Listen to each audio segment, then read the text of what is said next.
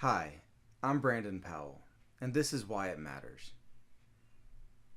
Today I want to talk to you about a historical event, something that seems kind of obscure, but it matters today for a couple of reasons. And that event is the fact that in May 12th, 1932, the body of Charles Lindbergh's baby was found.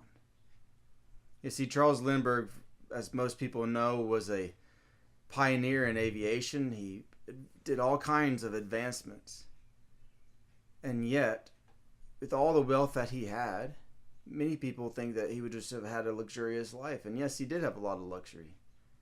But it also brought threats and danger that he would not have faced had he not been rich. And in 1932, somebody put a ladder against his house, climbed up, and took his child. They left a ransom note, and over the next few weeks and months, there's this plot that played out to try to get a ransom, and eventually they did get the ransom from the Lindberghs, but they found the body of the baby, and the baby had actually been killed on the night that it was taken. Now, this matters for a couple of reasons. One is really practical in the sense that kidnapping became a federal crime as a result of this, as a result of the notoriety of this and the fame of Charles Lindbergh. The second reason why this matters is what he did after this event in his life. Now, Charles Lindbergh was not a great guy. He did a lot of immoral things, including having a lot of secret families, 3 of them, in fact, in Europe.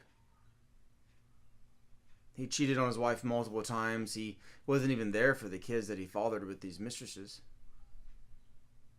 But one thing that he did changed the course of history. Even though he was anti the U.S. getting involved in the European affairs and in the Eastern Asian affairs of prior to World War II. When World War II broke out, he was very much in favor of supporting the U.S. war effort. And he had made a lot of enemies, so he wasn't able to get involved the way that he wanted to. But eventually he was able to get involved, and he redesigned the fuel system on some of the planes, which allowed us to start bombing Japanese targets far earlier than we would have been able to, and it saved countless American lives and ended the war sooner than it would have been. This man who could have let this horrible event be an event that brought him down in a spiral where he did nothing else positive or constructive with the rest of his life, but he didn't do that. Even though he had been through tragedy, he still did something amazing with his life after that. At least with that part of his life. But the third thing is the nature of riches.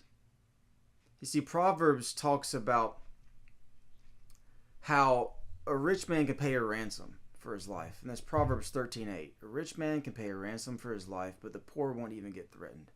Now, obviously, that's not always the case in every specific circumstance, but there's so often in this country we have begun to group people within an identity, and a lot of it is because of the politicians. They've done this to us, and we've allowed them to do this to us. Where we begin to look at other people as identity groups. You can't just be Brandon. You have to be this political affiliation. You have to be targeted as a male in terms of voting, or targeted as a woman in terms of voting, or targeted as a certain economic situation in terms of voting, or targeted in the sense of regions, or they don't just look at you as a person, they look at you as all these different identities that they can then target and try to make you into a solid demographic for voting.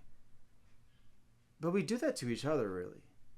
We look at the rich, for instance, and we say, as if the rich are somehow less human. Those terrible rich people, we should take everything they have. They're all evil. They are all, taking advantage of people. They're all oppressive. They're cheaters. They're liars. They don't care. And do you see what I just did there? I generalized the behavior of every single rich person. Because when you group people together, you dehumanize them.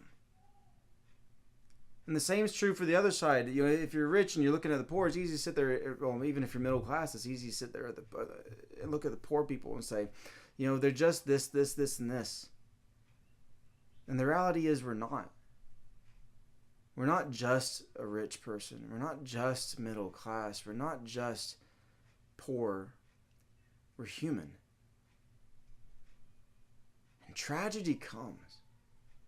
There's stuff that poor people will face that rich people never will. And there's horrible tragedies and struggles that rich people will face that poor people never will. What a wonderful world it would be if we actually prayed for each other instead of hating each other. If we were content with what we had instead of being jealous of one side or the other. If we look to God who owns the cattle on 1,000 hills instead of looking to others and saying, I want what they have.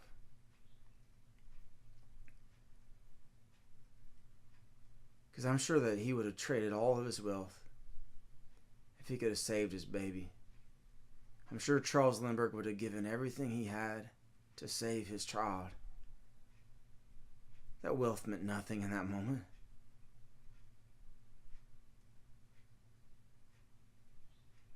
How many times have we dehumanized others, but in the end, when tragedy strikes, we're just people in need of God. Be grateful today for what you have. Focus on what you have. And give up a prayer of thanksgiving to God today instead of focusing on what you don't have. God bless.